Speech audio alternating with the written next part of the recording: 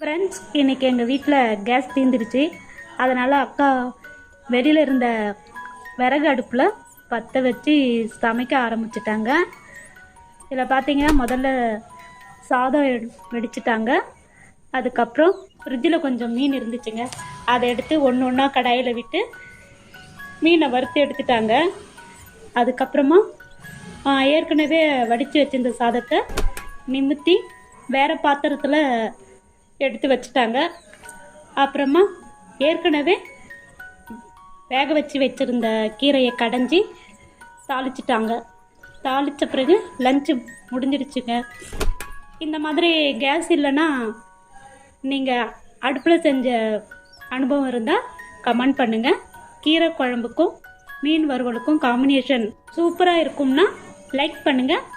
வாங்க சாப்பிடலாம். தேங்க்யூ.